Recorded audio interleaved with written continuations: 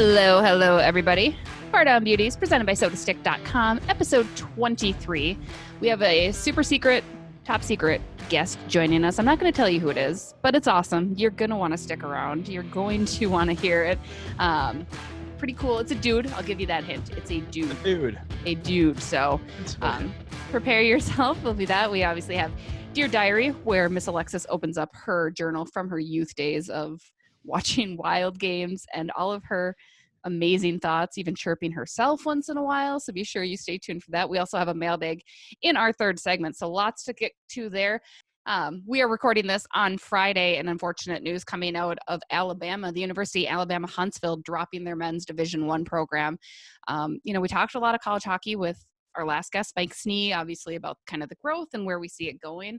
But unfortunately, a program falls victim to kind of the circumstances and the situation and the lack of revenue coming in. And actually, Alabama Huntsville has been around for quite a while. They joined the WCHA in 2013, but aren't new to Division I hockey at all. They used to have Danton Cole, who's with the NTDP. They've had some really great coaches in there. They hosted the 2012 Frozen Four. They were a host institution there. So, I mean, there's a lot of good there. And again, it's the only Southern Division I program in the state. So it's unfortunate. I mean, Alexis, what are your thoughts and initial reactions to a Division I men's program going down? I mean, it sucks because obviously the Division I, you're at that top tier of college. So you always hate to see sports like that suffer at college. Two, we just were talking about how great it was, how some schools were getting new teams. They were planning on getting new teams. And then you get news like this where a Division I school is losing a hockey team. So it's tough. But at the same time, I think a lot of people expected that some of this stuff might happen with everything going on. I mean, colleges in general are just really prone to suffering in a situation like this because they a lot of times already are struggling financially. And so when anything like this happens, I mean, it can really cause some colleges to take a big hit, and they have to look and say, hey, where can we cut out certain things from what we offer while still offering the most that we can offer? And unfortunately for Alabama Huntsville, it's taking out their hockey team. So it's really unfortunate. And like you said, it wasn't just like a no-name school and you're like, who is it? Like, people know who this school is. They've had a lot of great things happen with their team over the course of the last few years. And I remember the Huskies playing them when I was in St. Cloud. So, I mean, it's like, I know people know who this team is. It's really sad to see them have to go. And I mean, it's just hard because you've got a lot of people who plan out their college around what sport they're going to play and if they can play a sport, especially at the D1 level. So you hope that they don't take a huge hit in enrollment and all that stuff. And hopefully at some point in the future, they can pick back up again and put a team back together. But really sad to see anytime any sport has to leave a college. Just because that takes away opportunities from kids. And we've been talking in the last 2-3 episodes about more opportunities, the more the better. And then we get this kind of news. So not the best news, but it is what it is, I guess. It is. It's tough. There's been massive budget cuts across the board in college sports and college athletics, and everybody's been concerned because hockey is a tougher one. It's not football. It's not basketball that's bringing in these huge ticket revenues and brings in the fans and endorsements and TV deals and all of that stuff. So it's tough. And it's been especially tough for University of Alabama Huntsville. Just with the WCHA wanting to leave. I mean, they were going to be left alone with the 2 Alaska schools as well, who are also struggling. So it's unfortunate, but they were able to stabilize themselves. They came back to Division I back in 98 too. So it's a bummer because they've been saved a couple times now, and to have it be effective immediately, that brings our Division I programs now to 60 across the U.S. So it'll be interesting to see what else happens. I don't think that they're going to be the only announcement, unfortunately, depending on how long all of this goes and drags out. So it's unfortunate. So a sad day for college hockey. But on the plus side, on the women's hockey front, NWHL's Toronto expansion team getting their official name, the Toronto Six, which has a whole lot behind it, right? You got the 6 players on the ice. There's a lot of Alexis.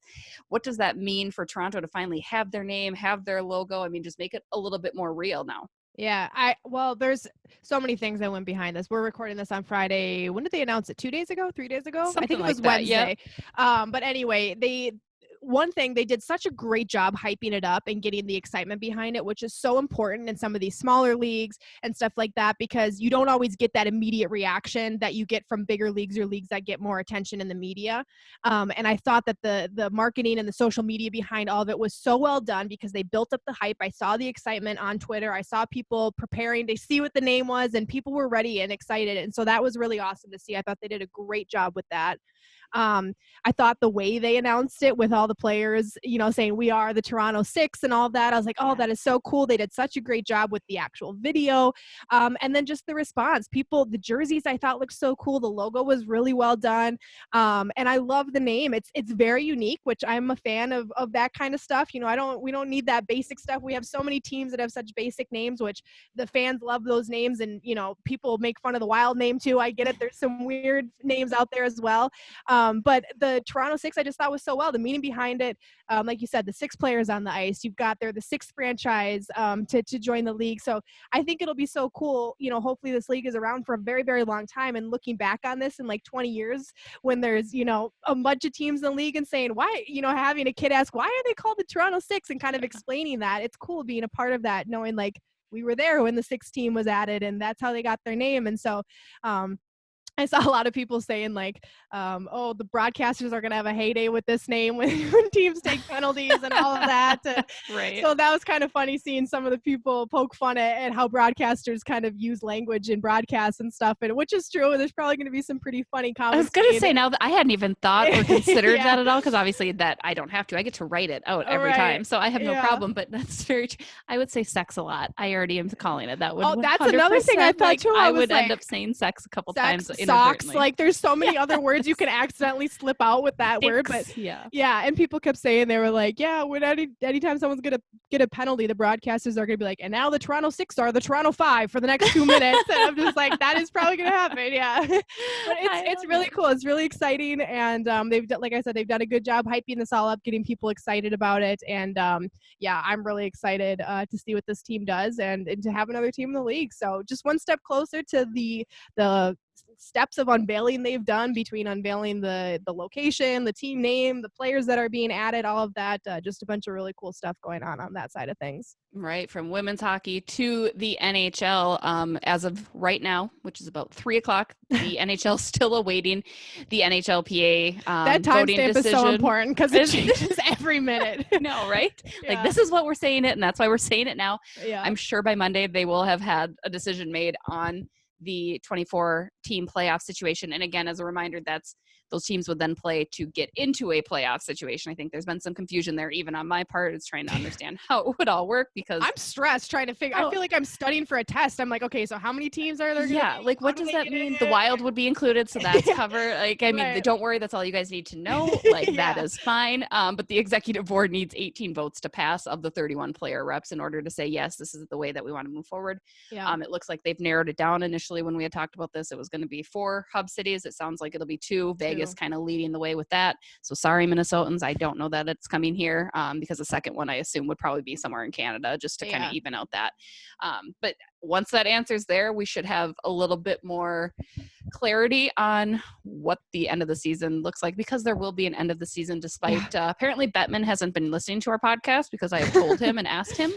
But no, it would be great. I mean, it'd be interesting to see how media covers it, how it all plays out, and what do you do with some of the players that are saying absolutely not, I don't want to do this, because again, that's requiring them to leave their families and hole up in a hotel too. So it's also it's a tall order for a lot of them. So it'd be interesting to see what happens, I guess. It just feels like there's still so many hurdles. Like, it's hard to even, at least for me, get excited about it or kind of feel like something's moving forward, because we've talked about it before, where it's like one thing gets solved or they present a new idea, and then there's like 5 more questions that come along with it. Well, what about this? What about that? And again, they're still trying really hard to make it work, and I applaud them for doing their best to get the season moving forward. However you feel about whether you want the season to end or not, the NHL is doing their best.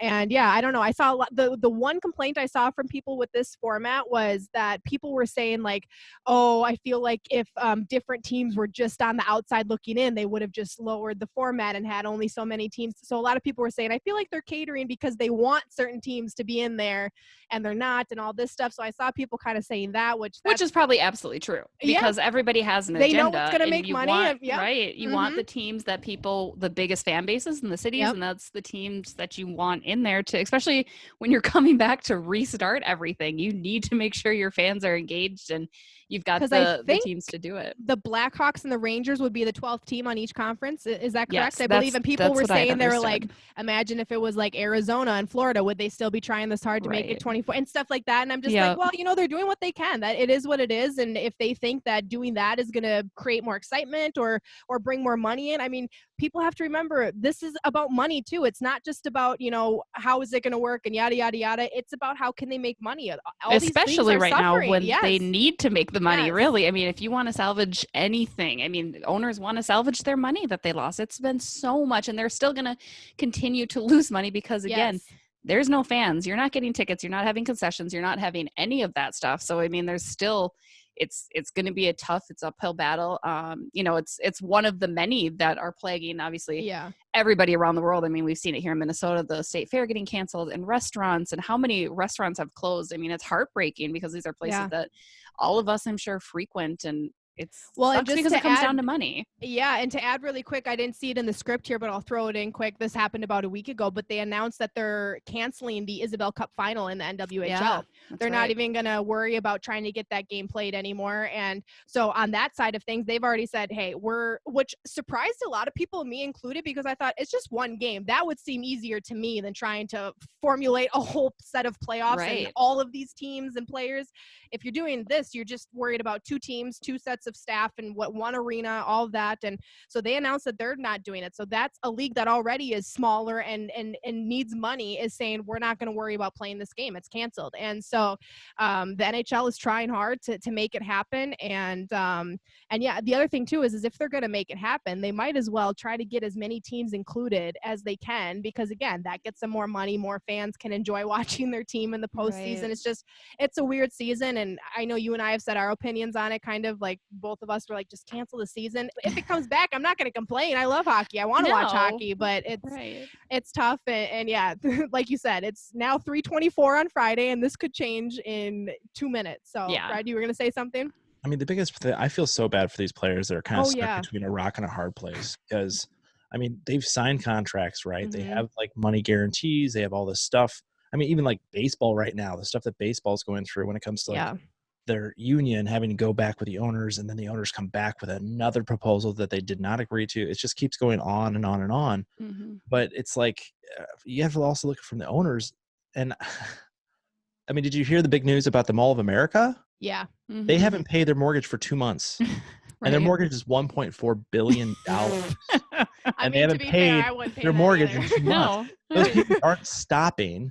Yeah. So as an organization, it's not like they don't have bills to pay. Yeah. They got to figure out how to actually pay these bills. And I've seen a lot of people on social media like being mad at athletes for not wanting to take a pay cut, or like, why don't you just be away from your families? It's like, imagine if that was you. No one wants to take a pay cut. Nobody wants to be like, if someone told me today, like, okay, you're going to have to be away from your family for a month. You're going to stay in this one location. You can't see any, like, that would be hard to, I mean, not only that, but you cannot play the game that you are used to playing. You cannot hug at your goal. You cannot sit next to a player on a bench. You cannot spit. You cannot, I mean, baseball, it's so funny. We talked about this last week, where it's like the players aren't allowed to spit. That's a part of baseball as far as I'm concerned. You look at a pitcher and they're spitting on the mound, and there was one pitcher who I think got fined because he's like, I don't know how to throw the fastball without spitting before I pitch. Like, that's part of the routine. I mean, yes, it's like beyond that. We talked to Eric Stahl earlier this week on a media avail, and he had even said something. He's like, it's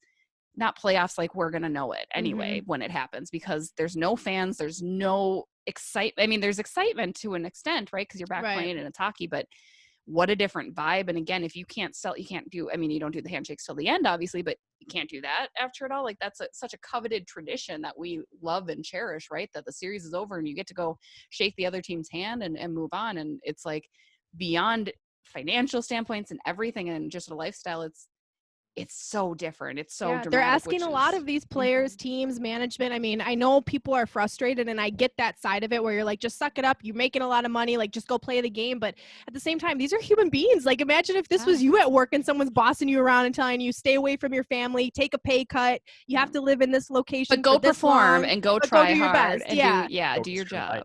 Yeah. Right. So it's nice to do your job. Yeah.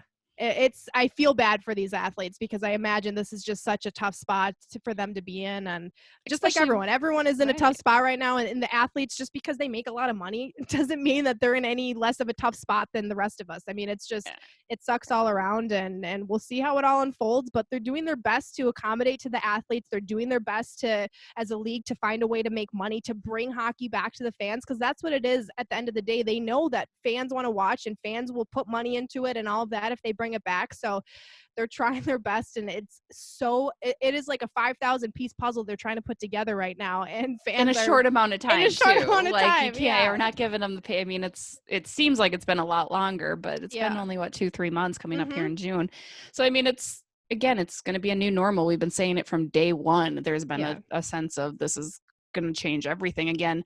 Do you wear masks underneath your helmets then now too? I mean, those are all things, because you're sweating, you're breathing. I can barely breathe wearing a mask in Target for 10 minutes to pick up coffee creamer. We've already established your lack of athleticism, but yes, exactly. I just can't breathe normally. It's fine. Right. And to continue on kind of the NHL side too, Michael Russo, along with Jeremy Rutherford of St. Louis in The Athletic, put together a good story, something that a lot of people maybe hadn't considered. I certainly hadn't. There's so many players contracts set to expire on June 30th. And what happens if the season comes back? Like, do you continue to honor those? Do you extend that contract? Of particular note, Mikko Koivu, his contract is set to end on June 30th. My favorite, Mikael Granlund, his is also set to end in Nashville. Plus, you've got some goalies. You've got Markstrom, Crawford, Holtby, Liner, Taylor Hall, Torrey Kruger, also set to expire, and they're ready to become free agents if that could be the case. So what do you do with some of those things? I mean, it sounds like they will just simply let it slide and extend it so those players will return with their team. Which that's probably the right decision, because you don't want to force a player into saying, okay, I know we haven't played in 2.5 months and you have no idea what the state of any of these teams are right now, but can you decide if you want to stay or maybe go somewhere else? I mean, like that's a big and the money that they offer and all of that. I mean, think about how big of a decision that is. And some of these people would then have to move. And do you want to worry about moving during this time and all of that? So I think that's the right decision. I'm sure the players probably feel the same way. But that's just one more hurdle then, because then you're figuring out, well, how our team's going to look next year. Like, now the contracts can be extended a little bit. Is that going to make people maybe change their mind if they didn't have to decide, by the end of June? So especially a guy like Mikko, who it's a big decision for him, right? And I'm sure there are a couple other guys too who maybe were interested in testing free agency, because that's a time they get to take control of what they want to do. So it's interesting. I mean, I think, again, like you said, Alexis, it is right to probably just keep them on, because again, we're in unique circumstances. There's no way that you can continue to follow the normal path of what has always been done. You have to be flexible. You have to be able to change and kind of be fluid with everything. They are unsure what they will do with coaches' contracts, however, which is particularly interesting with the Wild, because goalie coach Bob Mason, Darby Hendrickson, and then video coach Jonas Plum are all up at the end as of June 30th as well. Their contracts set to expire. Dean Evson is safe on the assistant coach's contract for another year, so that wouldn't be an issue. But it is they aren't sure what will happen with the coaches' contracts. Again, I presume that they try to figure out a way just to say, hey, let's just ride out the rest of this year and figure it out. I mean, Bob Mason has survived so many different coaching changes. Darby's survived a few too. They've proven themselves to be a strong asset to the program. But again, maybe you got a new GM, you got a new coach coming in. Like, you want to get your guys in there too. So I think that's probably a harder decision that the GMs have to figure out.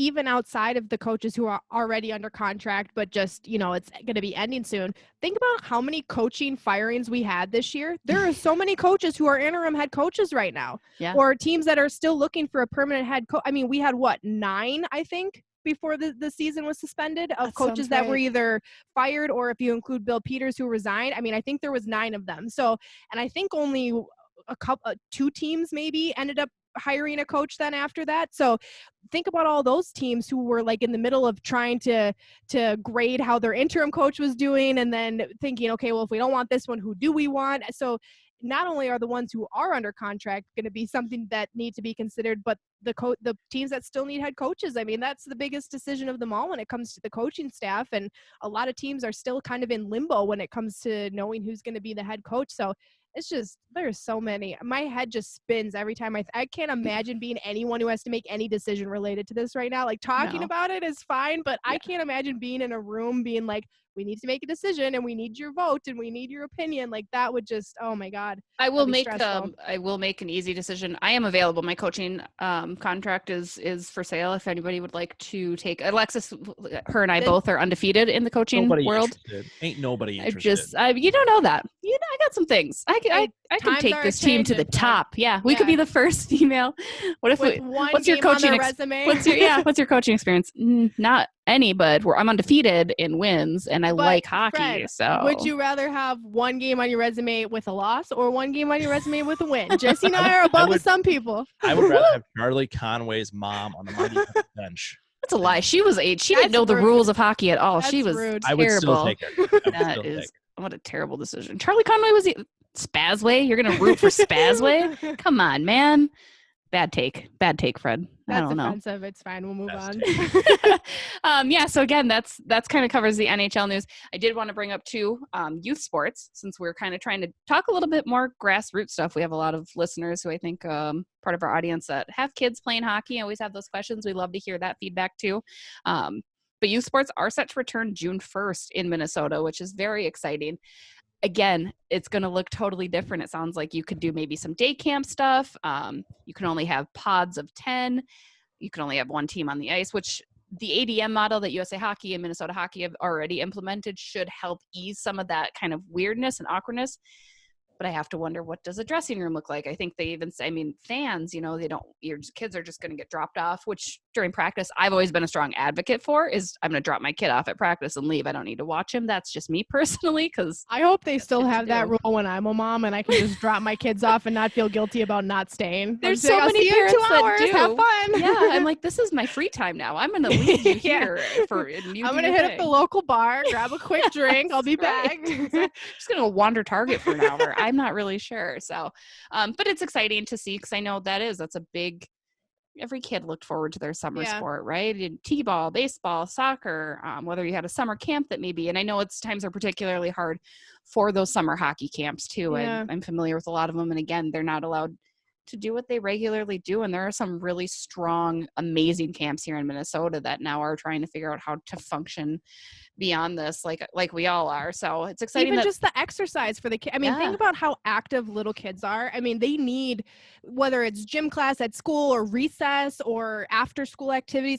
I was at the park the other day. So Mystery Boy just got a golden retriever puppy a few weeks ago, and I was babysitting, and I took her to the park, and there was a dad with 4 young kids there, and the kids were all probably under 11, and he had them running laps at the park and doing exercises. And I was thinking about that, when I saw the sports were coming back for kids, I was like, this is just even beyond trying to build skills as an athlete. This is just giving kids an outlet to go do something and get some exercise in and be outside. And so it may not seem like a huge step or a big deal to some people, but this is, for anyone who's a parent, I can imagine that this is exciting news because your kids can actually burn some energy somewhere other than the inside of your house. I was just going to say, Fred, you could probably attest to this too, especially since I've got 2 boys who are 100% boy, right? Full of energy. And not that girls aren't, but they take even my energy to another level, they take Alexis's energy to another level. But you think adults go stir crazy inside your house or even just inside your yard. Oh my gosh. I'm going to go take Hudson to go run laps because that's actually a brilliant idea. He'll go in the backyard and he's clumsy and he falls all over, but it's they just have so much energy to burn. And so it's you need to try to wear them down. And when you can't be out doing your normal activities, like you said, whether that's baseball or even just going for bike rides, playing at the playground, all those things are closed now. So it's it'd be nice to get a little bit more activity, something to get them tired and to go to sleep, for God's sakes, please. So we'll see how it goes. Again, everything's could change though. We might open it back up and have to restart again and say, no, we have to close. So, hopefully things start to get a little bit more normal. But that kind of wraps up all the news that we have today, which was a lot. Covered it all. I thought that was pretty fun. Felt good to have a full rundown. Normally we have like 1.5 things. We're like, how can we drag this out for 25 minutes? I know, like what else can we talk about? Yeah. But no, stay tuned. More about Mystery Boy in our next segment. No, he is not our top secret guest, but imagine that. Or is he? Or is he? Whoa. Stay tuned to find out. We'll be right back. Before we take our break, however, I want to give a shout out to our presenting sponsor, sodastick.com, who are coming up with more amazing things. I don't know how they continue to churn out just like the coolest t-shirts or the coolest ideas. Always something new, always something fun. They've even got some skull masks, Viking supporting masks. If you want to pick one of those up amidst all the coronavirus stuff going on, definitely give those a look. And they're working on a new McGolden Light Fishing Club t-shirt, which looks pretty sweet because it is fishing season. And you can do that socially distanced legally, and safe yes. on the water. Yeah, so you can get out on the water and go do your thing. That's one of my favorite summer activities. So definitely give them a look. Do not forget to slap down Bardown Beauties at checkout and get free shipping. We'll be right back.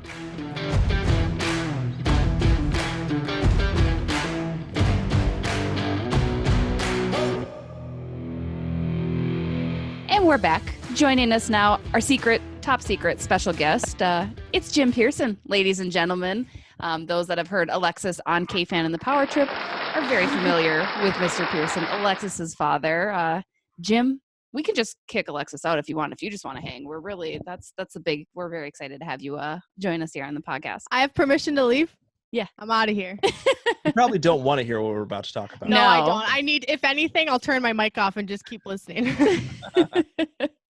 Well, thanks for having me. But I'd also add that I was a little surprised about myself when Alexis was on K-Fan, and I learned that I had drug issues and I was an alcoholic and I laundered money. So my wife was a little surprised when I came home too and had to make sure I was the same person. I can imagine. Obviously very proud of your daughter here, but is it kind of surreal when you did hear her on K-Fan? And I'm sure you had friends and family reaching out being like, is that the Alexis, your Alexis? Like, no way. They were more concerned about his possible marijuana problems than about me being on K-Fan. Yeah, no, I was very excited for her. And I don't think I slept much that night because I was just so excited for her to go on the show and be a part of that. And I got a lot of friends calling me and texting me, and some of them were like, I didn't know that was, your daughter, Jim. And some of them knew Alexis was in the business as far as trying to get into media and so forth. So, but I did get a lot of nice notes from people, and I was super proud of her to be on the show, and she did a great job. And I should rest assured that this is not an intervention of any sorts. I don't think you have a drug problem or any of those, so you're safe. But yeah, tell us a little bit about your background. I mean, you're an avid fan. You're a season ticket holder for the Wild. I mean, obviously love all sports, but is hockey your number one? Not Wild. Mm-hmm. Season ticket holder for the Vikings. Oh, well, see, there you go. Always correct. Well, I would say that if the girls had a choice, both Alexis and my younger daughter, Sonia, if it was a family choice, we would have had season tickets to the Wild.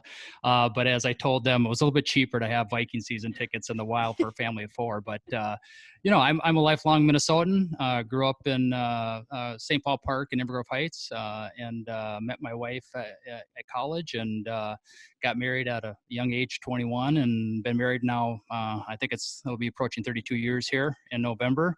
And I have Alexis and Sonia as our daughters. And rank us from favorite to least favorite. No, you're both the same, 50-50. That's a lie. Every parent knows that's a lie. And, I have to say, my background is finance and accounting. I've been in finance and accounting my whole career. My wife was a programmer, which it shocks me because Alexis is a little bit of both of us, but she definitely has my personality when it comes to sports and having the passion for it. I grew up playing sports, football, baseball, hockey, basketball, golf, and, tried to get my daughters involved with that. And Alexis kind of chose the more artsy route, and that was great. And Sonia, my younger daughter, was the athlete. She played in the state tournament for soccer and hockey for South St. Paul. And let's just say Alexis, how it is. You gave Sonia all the sports genes. I didn't get any of them. That's just how it was. I was terrible. I was a terrible athlete. That's all I need, though. Can you throw What's the worst sport that I was you? going to say she's got my mouth. Yeah, there you go. Can you throw a ball? Can you shoot a basket? Like, or what's? I mean, what when you're talking bad athleticism? Me? How like that? Yeah, how bad? I was the kind of athlete who was really good when I was little, and then once you get to the age where you need to start trying to be better than everyone, I didn't try anymore, and then I got really bad, and also I just hate moving and exercising, so it just became a chore, and I just was never good. But Sonia, my sister, always good at sports, but I'm not very good. Let me just add, Alexis had some athletic skill, but she was a straight line player, and it's no shock to me that Marcus Foligno is her favorite hockey player. An off-brand Marion. No, you were Marcus Foligno, and one quick story on Alexis playing soccer back in high school, and it was probably 10th grade, and Alexis had straight line speed, but she couldn't go left and right. And I was watching a game out at Tartan, and I saw it coming from about a mile away. Alexis was running for the ball, and this poor girl didn't see what was coming. And I swear to God, Alexis put her about 10 yards on her keister, and Alexis got kicked out of the game for it.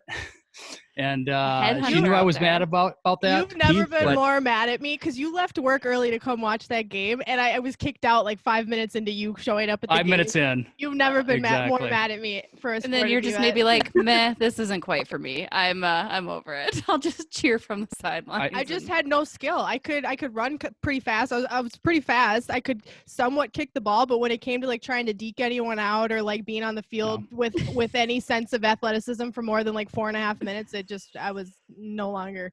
As a varsity soccer player, that is very important in soccer. I should let you know. I was never on varsity. Yeah, no, that's important because I was never on varsity. Yeah, yeah. Not to say I was great, but yeah. If they could combine soccer with singing, Alexis would have been the best on the field. But it was probably hard for Alexis too, because her younger sister played varsity starting in 7th grade, and Alexis never made varsity. So yeah, do you know how many times I got the question, are you mad that your sister's a better athlete than you? I'm like, no, I'm happy that she's great. I actually enjoy not being that good because the expectations aren't there and that I don't have to try that hard. I just show up and run around and then go home, and that's it. Yeah. So you like having that low bar so you can exceed it and jump low over expectations. Yeah, that's the way to go. I would agree. Well, we also have a surprise for both of you. Oh it's God. Marcus Foligno. No, I'm just kidding. It's not Marcus Foligno.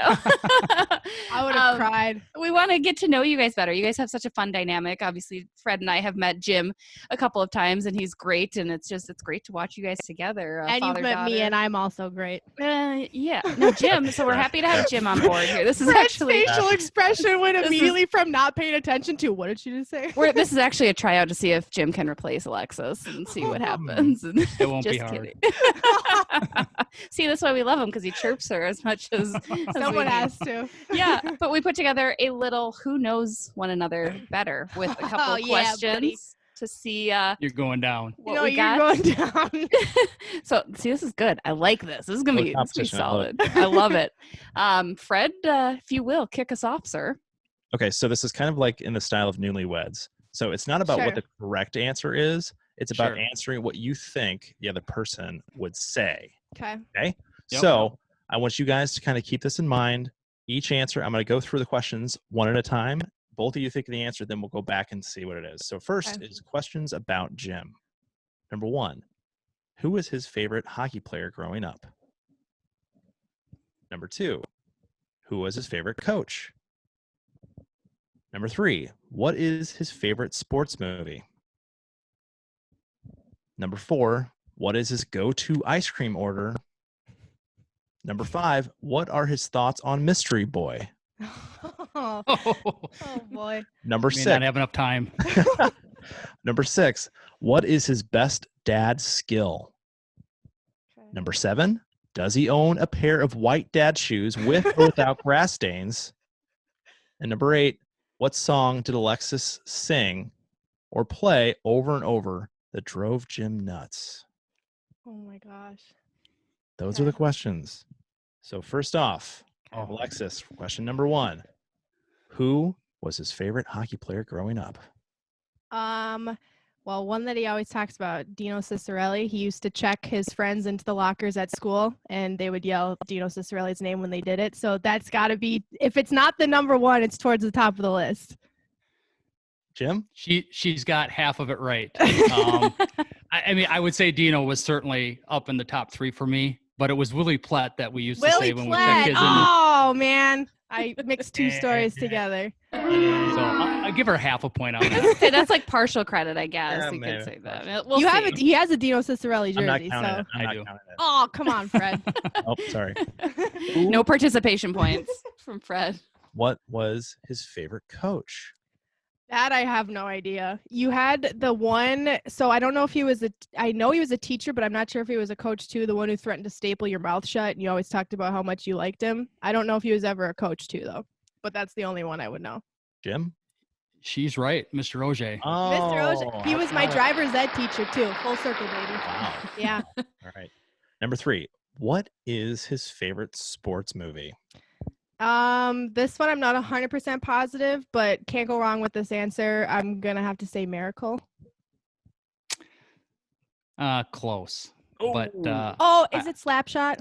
it's Slapshot. Oh, dang it! I could have guessed that. I was like, it's got to be Slapshot. Everybody that's I still quote lines from that movie. She should know better. I know. It's the best. My favorite is when they're doing the anthem and he's like, Yeah. I'm listening to the fucking song. And it's just my mom and I say that to each other every time we hear the national anthem. It's beautiful. Yeah. So Number 4. Should have known. What is his go-to ice cream order? So this one, we get ice cream as a family a lot, and you do mix it up, buddy. But I gotta say, one of your favorite like ice cream flavors is any pecan flavored ice cream. He loves pecan flavored ice cream. Jim? She's correct. Hey. are we putting this ice cream in a cone or a dish? What's the preferred way to consume? You like cones, buddy, right? You'll do. I like anything. cones, but Yeah. but the pecan ones I kind of like in a bowl. Yeah. Makes There sense. we go. Alexis currently has 3 points? Did she get the Slapshot one correct? Right? No, Well, I said she I guessed said Miracle, No. so I have 2 Oh, yeah, points. she said Right, Miracle, She yeah, has 2 yeah. points. I was wrong. I apologize. I am the producer. I'm supposed to be good at scorekeeping. All right, number 5. What are his thoughts on Mystery Boy? Well, he's only they've only met him one time. We all went out to dinner because Mystery Boy and I've been together like half the time it's been coronavirus, so like we haven't all just been able to hang out and like chill. But he likes him according to our one date. I don't know how he feels about me spending the night at his house or his apartment, but that's a different story. So, but he likes him as a person, right, buddy? Jim? Yes. I'm a good kid. I don't do anything. I don't even let him hold my hand. Based on what our dinner discussion was last night, I don't know if I'd agree with you. For reference, I was explaining to my parents what OnlyFans is. If anybody knows about OnlyFans. Yeah. Mm-hmm. Yeah. That doesn't Yeah. have anything to do with Mystery Boy. It was though. not a good conversation at dinner last night. No, Matt seems like a very nice gentleman. You know, I think back, of course, when I was dating my wife, we were in college and we got married basically still in college. And Alexis is 24, Matt's 30. And when she first started dating him, I said, you know, why doesn't he come pick you up? You know, I mean, it's what a good gentleman should do, right? I'm thinking, but of course, when I was dating my wife, we were in college living at home still. And Yeah. he's an adult now. He's living on his own. And so I have to kind of forget some of the stuff that, or let go of some of the stuff that I did when I was younger and was much younger than what Matt is. But Matt seems like a nice young man, and he's a Viking fan. So he already made it on the good list with that. I was going to say, what do you think about the way they met? Like you said, you're kind of old school, and it was a very unconventional way, bar, right? baby, at the Viking game. At the bar, and then you had to track him down on Twitter, right? And like put it out there to say, hey, if you were the guy that was hitting on me at the bar. Jim, what are your thoughts on that?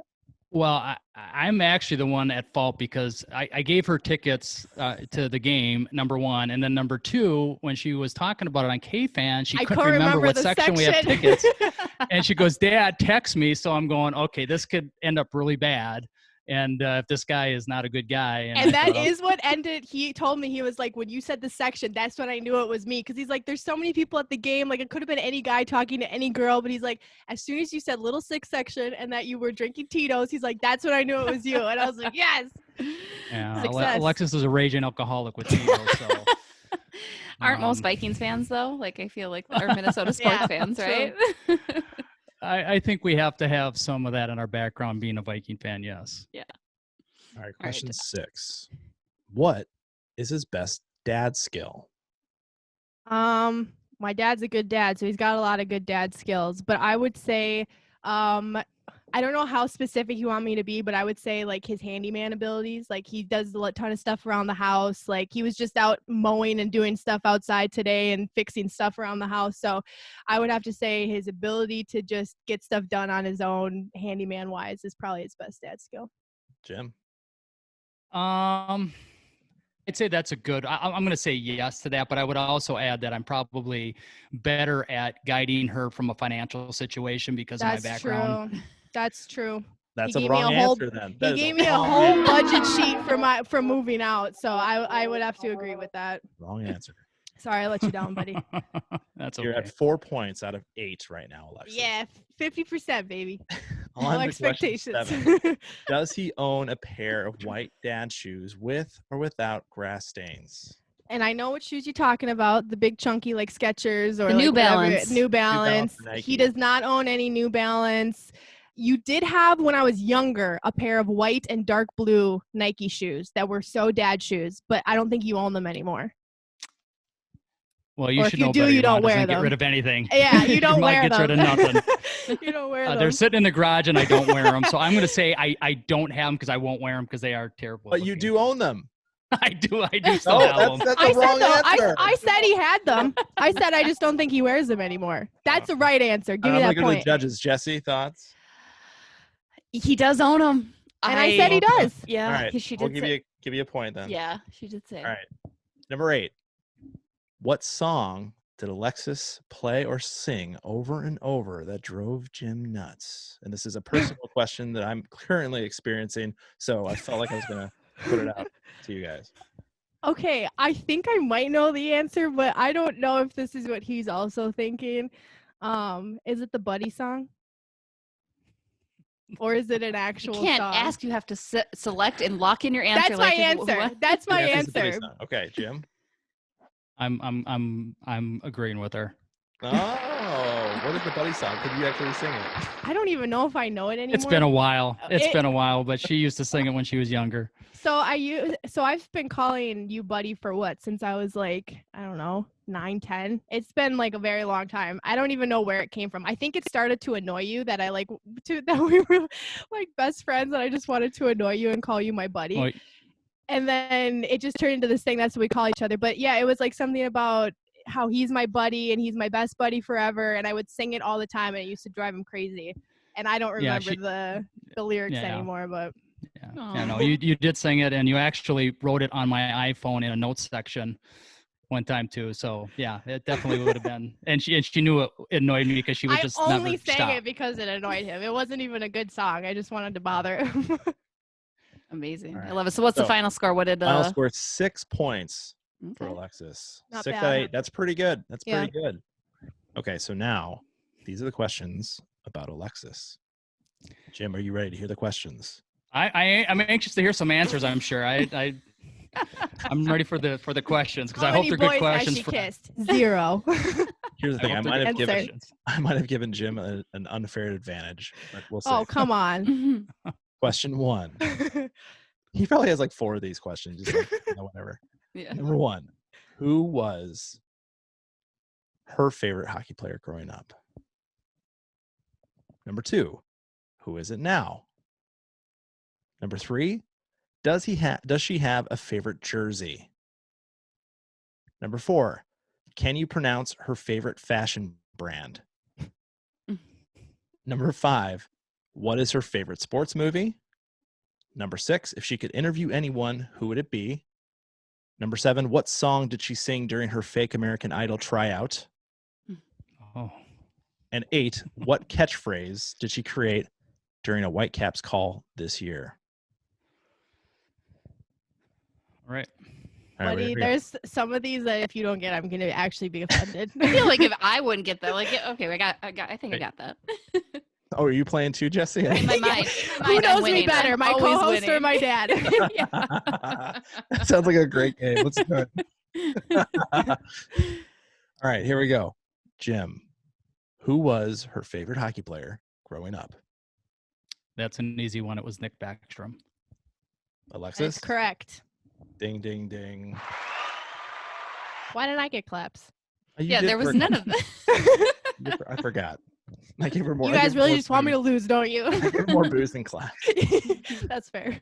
Number 2, who is it now? Well, I know it's Marcus Foligno, but she likes a couple other guys too. But I'm saying Marcus Foligno. Who's my favorite non-Wild player? You know this, buddy. I talk about him all the time. Oh, Ovechkin. No. Uh-oh. I know. Can I say? Austin Matthews. Yes. Woo! Oh.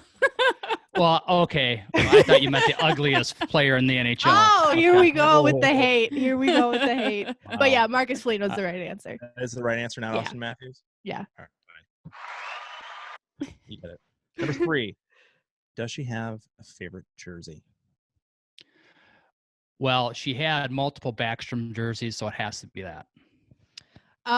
I don't know if I have like a favorite, but yeah, I did have it was in a Western All-Star signed Backstrom jersey. I met him and got it signed. That was probably like my favorite just because it had a good memory with it. So yeah, And she Backstrom cried when he jersey. signed it. So And I cried that's when how he excited signed she it. was. Yeah. Were you wearing some sort of balloon hat concoction when it was signed? Or, No, actually, the picture's hanging on my wall. My hair Not was that one. slicked back into a ponytail, and you can tell I was crying. It's not a good look. And I was way too old to be crying in public. It wasn't, yeah. I was like 13. It was not okay. Brilliant. Number 4, can you pronounce her favorite fashion brand? Well, I believe it's Versace. That's right. And you did pronounce it right. I hack names and things all the time, and Yeah, he does. It That's took me I a didn't moment think he to was think gonna get through that one. Number 5, what is her favorite sports movie? I'm gonna say probably Miracle because we had it on DVD and we watched it a lot growing up. So That is Miracle. correct. Yep. Wow, he's kind of killing it. Right He's now. killing it. Yeah. He's killing it. He's gonna put you in the ground. Number 6, if she could interview anyone, who would it be? Don't let me down, buddy. that is easy, man. John Tortorella. Yes, John Tortorella, baby. And what do I want him to do when I interview him? Oh, just absolutely annihilate you. I want him to bully me. Having been on that side, it was terrifying. Like, and he wasn't really that bad, but he was definitely not happy with me. Like, I just wouldn't stop, and I was like, "But I need an answer." And I remember that game. Jessie passed me in the hallway after the game. She's like, "John Tortorella just yelled at me." I was like, "Tell me more." I literally texted her as soon as I got home. I was like, "What did he say? How did he bully you? Like, why was I not there?"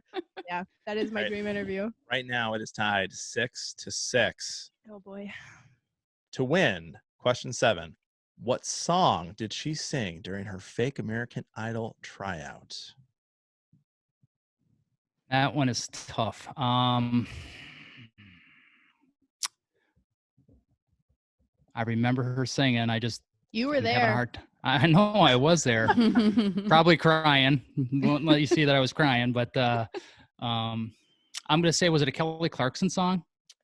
It was not. It was Sarah Bareilles' love song. Oh, and I love Sarah Bareilles. Yes. Okay. That was like one of my favorite songs at the time. Yeah. Yeah. That's a good Oh, jam. Man, good jam. Sure. Number 8. What catchphrase did she create during a Whitecaps call past season?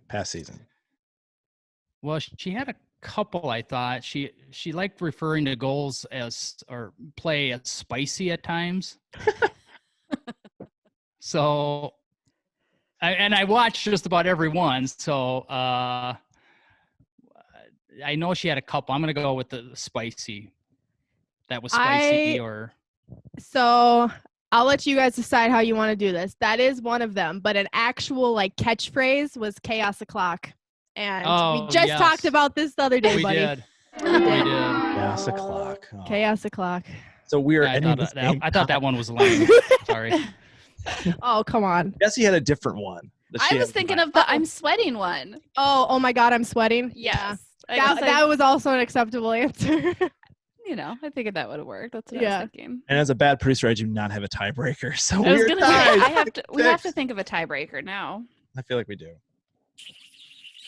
We almost need like a break just to come back with a tiebreaker. And after this break, we're gonna tie break this game. It should just be like a random trivia question, like a wild or trivia sports question. related, or wild Fire trivia away. question. Okay. Who was the leading goal scorer with the Wild and how many goals Win this season? this season? How are we answering? One at a time? Jim, you get to go first. I get to go first. I think it was either Fiala or Parisi, I think. And I'm going to say, I don't think Fiala passed them at the end there. I think it was Parisi with 24. Alexis, leading goal scorer. I also think it's Parisi, but I don't think he had 24. I think it was like 19. Jim wins it. He was closer. Parisi did lead the team with 25 goals this season. We had that many? Kevin Fiala had 23. Eric Stahl had 19 goals. Eric Stahl was going to be my second guess. Yeah. He scored all his the first 2 months of the season. Yeah. Then it was a little bit for Mr. Stahl there. Yes. Yikes. So, well, that was fun. See, get to know each other a little bit more. Hang out. I thought you were going to ask, like, what was her first boyfriend's name? And what was her first boyfriend's name, since we're on the subject? Well, at least least the one after a hockey player, so you should know that. She told me, the one she told me about was Josh Johnson. No, Jocelyn was his name. Well, he was named after a Blackhawks goaltender. Okay, but the name was not a usual name, so I had the J, the O, and the S right. We only dated for a week. It's not important. Josh, I hope you're listening. Yeah, and not shocking. Let's put it that way. Yeah. Oh, funny. Dang. I like it. Well, perfect. Well, that concludes kind of our guest segment. Jim, any other good stories? Any other secrets? Anything else you want to make fun of Alexis for before we let you go? Yeah, lay it on me, buddy. Come on. No, I probably, don't have anything else that's funny because, Alexis, I think whatever she does on the show, she shows her humor quite a bit. So, she's been a great daughter. I'm very proud of her, what she's done here. She's been a great daughter. Are you implying that you're going to kill me off soon? She's been good, but her time is coming. You're moving out. You've been great. It's been great living with you for 24 years. Good times, buddy.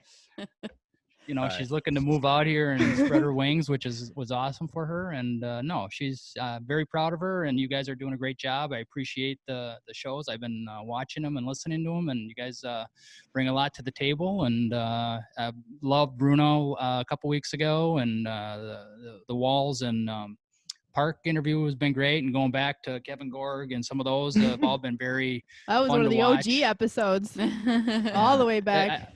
Well, I guess there is. I mean, do they know that Kevin Gorg's your first dad, Paul Allen's your second dad, and I'm number 3? You are number 3. That's the order we went in too. Actually, if you had noticed we had that. Gorg on first, then Paul, and then you. Yeah, so that makes sense. I've been meaning to send those guys the bill for college and a few other bills, but we should make the title "Meet one of Alexis's dads." And like one of her dads. Done, completely done. I love it. Well, again, Jim Pearson. Thanks for hopping on. Thanks for coming on, buddy. Nice having you. Yeah, this is fun. We'll have to do it again sometime, another time. Hang out more. Think of better questions. Think of more questions for trivia, because that was fun. I really like that. That was good. Well, keep up the good work, guys. I really enjoy it. Thank you. We'll be right back.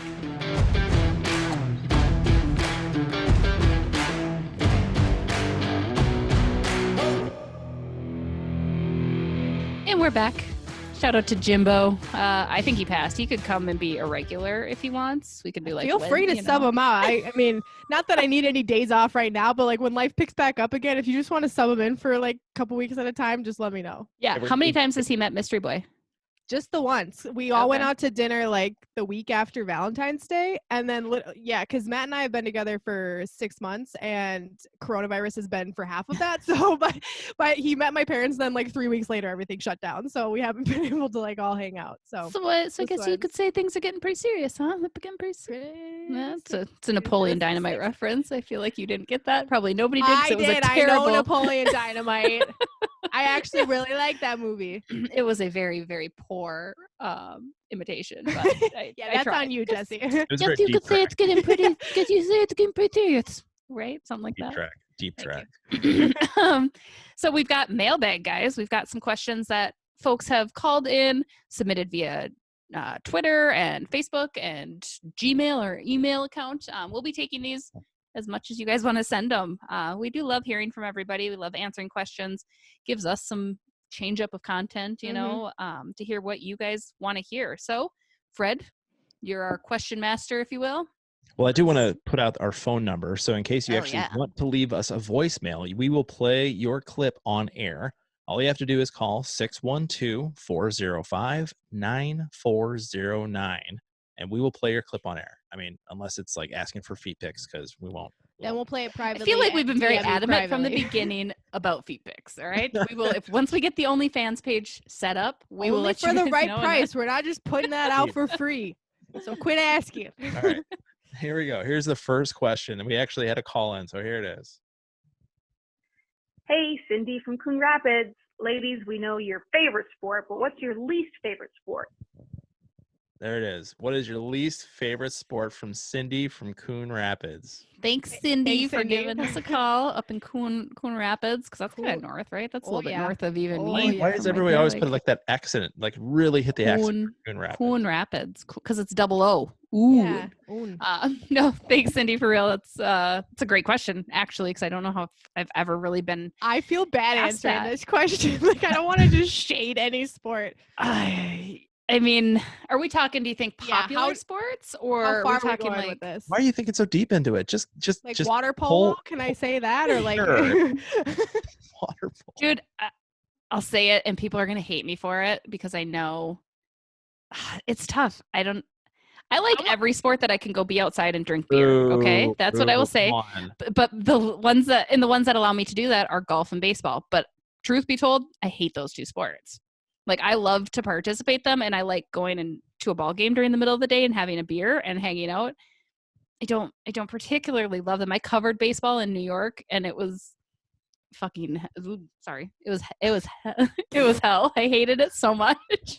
It was hard. It's a hard sport to cover for it me was too. fudging hell. It was fudging. Yeah, it Fudging was heck. not great. So, but Fudging heck. it's a tie between that and golf too. Like, when my husband wants to watch golf on Sundays, I just there's nothing more boring to me. But I will get in a golf cart and go drink beer and hit some balls. That's a lot of fun. So those are my answers. I'm sticking to it. Alexis. I haven't answered. I feel like you guys are going to make me change it, but can I go with NASCAR, or does that not count? Why did it make you change it? Because I don't know if people consider NASCAR That's a a sport. cop out. But a lot of That's people what I do mean. consider. Cop-out. But a I lot of think that's a people do legitimate consider answer. it a sport. That's Because true. I would never, like, I'll watch golf, I'll watch baseball. Like, I have sports that like aren't my favorite, but I'll watch them. I will never turn on and watch NASCAR. I'll Yeah, watch hence tennis. the I'll least watch favorite. like all of that stuff. Like, I love all the Olympic sports, but Ooh. like NASCAR, couldn't get behind that. I like tennis too. Add that to my list. I'm not talking about like. I'm not talking It's about least like. favorite. We're trying to Least- hate on Yeah, sports. that's Cindy Cindy. from that's Coon my third. Rapids. That's my third least favorite to watch. Don't disrespect or Cindy from participate. Coon Rapids question like that. I'm just saying, all three of those are my three least favorites. Okay. I basically hate every sport but hockey and lacrosse. Like, why don't you guys understand Oh, this? now that's a cop out. And I think football I'm gonna and throw out basketball. there. I'm not a fan of regular season NBA. Yeah. Yeah, Just not a fan. I mean, I get it. These guys are fine-tuned machines and they are very skilled at what they do, but it's just, I would much rather watch college basketball just because it feels like anything can happen and it's a little bit more chaotic. There's some really fun NBA matchup, like certain teams when they play each other. Like, I'll watch those, but like in general, regular season NBA is kind of. It's just every time. This is what the big complaint is. It always looks like as you're standing around waiting for the ball, and a lot of times, I mean, they're constantly playing ISO and just giving it to the most skilled guy on the court and just saying, "All right, you figure it out." And everybody LeBron else James. watches. So unless it's a playoff, now playoff NBA, basketball is fun. Absolutely step it up another notch. But Mm-hmm. that's my answer. Next question. Are you guys ready for this one? Yeah. I'm really excited about this one. Oh God. This is from Locked on Wild, another podcast. Who thinks there should be an adult floor hockey bar league? Adult floor hockey bar league. 100%. Okay. I feel like, though, with coronavirus, we aren't going to be playing any floor activities for a long time. But like, I do like the concept. Yeah. I mean, floor hockey is just good old classic fun. Can't go wrong with some floor hockey. No. Plus, anytime you can do like a sport, like a team sport that's fun at the bar, you get to get together with your friends, have some drinks after. Like, I played co-ed softball and co-ed volleyball, and I've played co-ed kickball as well. It's fun because it's just getting together and having some beers again. If you guys haven't noticed, I like the beer aspect of sports a lot as much as I love the sport itself. It is important. Right? So I think it'd be super fun. It's funny because before all of this coronavirus, I had spoken with a couple other hockey media members, and we had joked about like renting out the ice and playing like boot hockey or something with just like media folk and just kind of hanging out and trying the sport, because I would I'm pretty sure a lot of us have never actually played hockey. A good chunk of us anyway. So it'd be fun. It's just an excuse again to hang out and play something. And are we could doing do a like podcast contact or no contact? Because I feel like that's why there's no floor hockey beer leagues. Okay, I was gonna say because like I'm picturing high school. Intense. Yeah. That's what I was picturing thinking. like high school gym class. Last time I did floor hockey, I think was in high school. All right, I don't want 45-year-old Uncle Joe bearing down on me and just like knocking me out while I'm just trying to have some fun. Just get body slammed into a bar. Sorry, no. Fred, do the Wild not have like a floor hockey thing that they do throughout the season, right? Yeah, during the summer.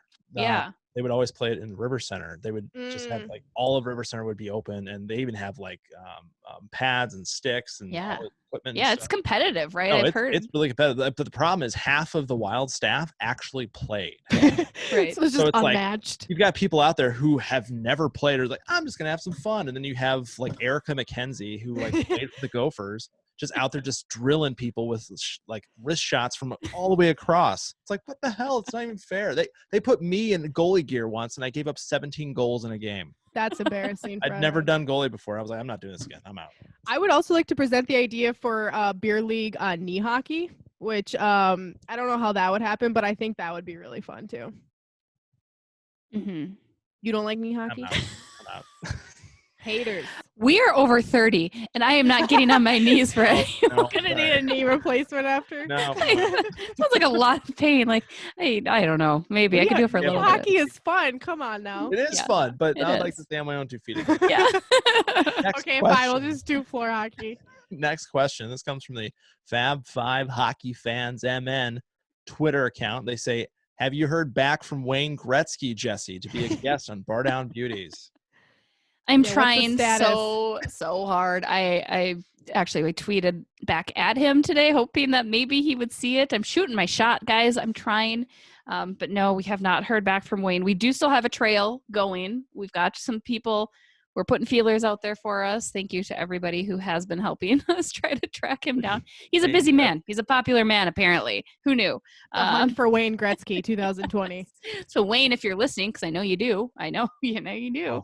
Maybe we can get his daughter on the podcast, and then like that can lead to getting him on the pod, like or his son. I mean, yeah. Anybody that could help us achieve this ultimate dream.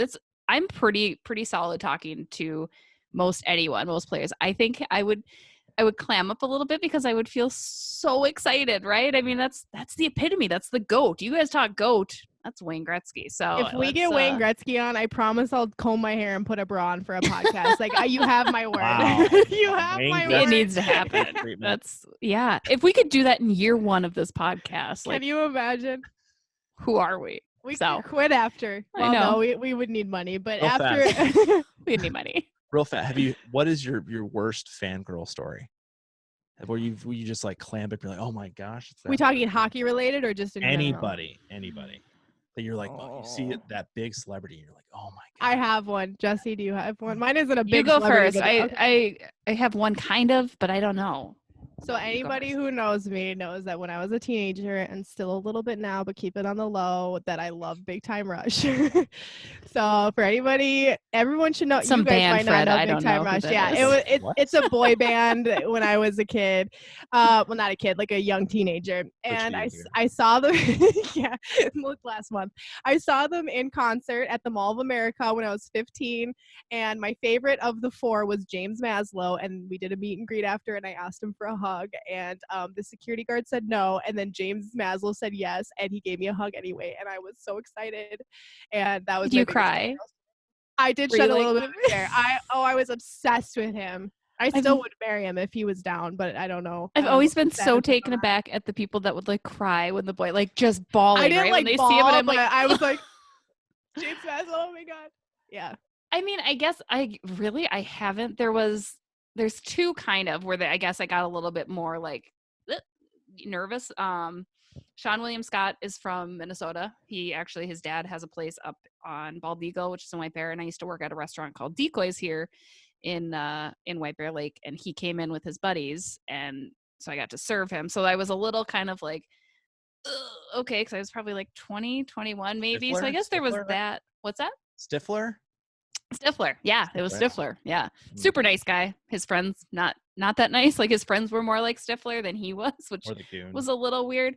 So I guess that one, I was a little kind of nervous because that's a weird job to be doing too. Like, yeah, let me get you beers. Hi, yeah, whatever. I've served Bruce Boudreau at the restaurant I work at, and I was always nervous when he came in. I'm like, oh my God, like it was definitely, it was nervous. Like, yeah, it wasn't like, I was so excited to meet him. I never had thought about it before because I was like, what are the odds I'm ever going to meet Stifler anyway? And then the second one, I guess I got giddy was the 1980 Olympic players, right? Like I was so freaking excited. Yeah. Like, and then they're like, let's do shots. And I was like, yes, this is the best work event I've ever been at. And it was like a dream. I was like texting my mom frantically. I'm like, oh my gosh, you have no idea who I'm taking shots with. Blah, blah, blah. She's like, why are you taking shots? And I'm like, because they asked me and you don't say no. I know I'm working, but you never say no to a shot with them. Never say no to a shot.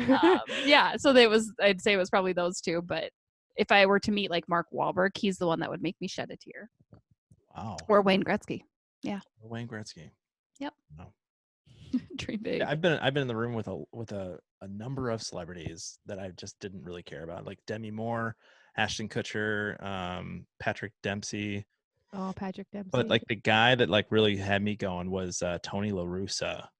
Now I'm a huge baseball fan, and he was the coach of the Cardinal baseballs. Baseballs. Cardinal huge baseball. fan though. You're a huge You're fan. making us look bad. But I was in Seattle, and I was covering a veteran because I used to be a cameraman for TV. I was covering a veteran initiative by Starbucks, and they had this big room of all these people that came.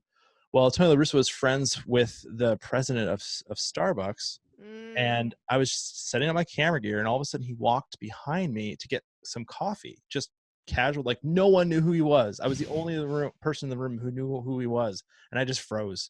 Moved. I couldn't say hi. I couldn't say anything. I just stood there, and I was like, "Oh, it's Tony La Russa." I texted my mom. I was like, "Tony La Russa's in the room with me." I feel like, see, I'm not a huge fangirl person. Like, I would do more of that. I would just be like, silently be like, oh my God, I love that person. And I just wouldn't say anything. Like, yeah, totally. Yeah. I would agree. I guess when I was little, though, like Leonardo DiCaprio, he would have been like, had I met Leonardo. I used to write him love letters. Like, I would write him love letters. I did the same with Daniel Radcliffe. What is wrong with me?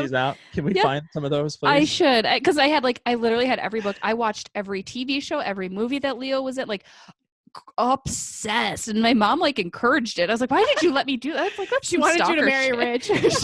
She's hoping you guys meet up. Oh my God, it's funny, I think about all the like celeb crushes I had when I was a little girl, and they all had the same thing, the blonde bowl cut, which was obviously rampant popular, but like Nick Carter and Devin Swa and Leonardo DiCaprio, like I had a type. Like, see, your guys' celebrity crushes are like in a totally different era than mine. Like, thanks. Mine was like Channing Tatum for a long time, and like, yeah, he's mine too. Boy band people. I used to be obsessed with Channing Tatum. Okay, anyway, do we have any more questions? No, that's it. That's the end of the mailbag. Yay! That's a good ending. But not the end of the episode, because we do have one more segment again. Speaking of our youth and our love for things, Alexis loved hockey all the time. So as a reminder, Dear Diary, she dives into that passion she had as she used to write little recaps of sorts in her journal. So here's Dear Diary with Alexis. We could not get a break even if they broke us in half. The game's not over yet. I'm not excluding any possibilities, because even if they did break us in half, they probably won't even get a penalty.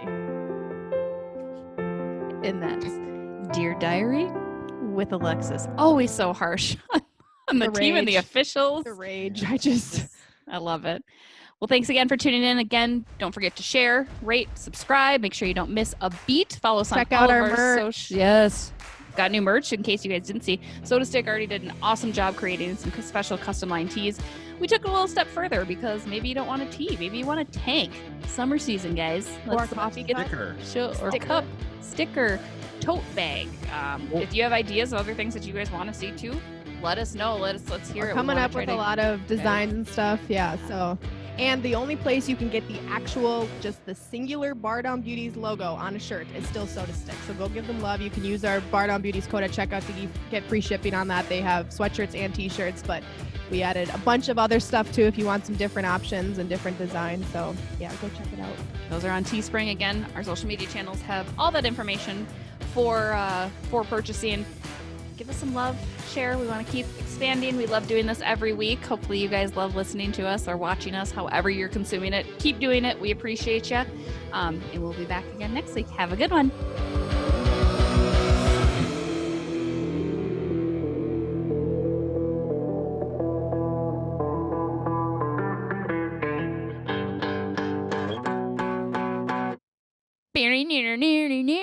Near.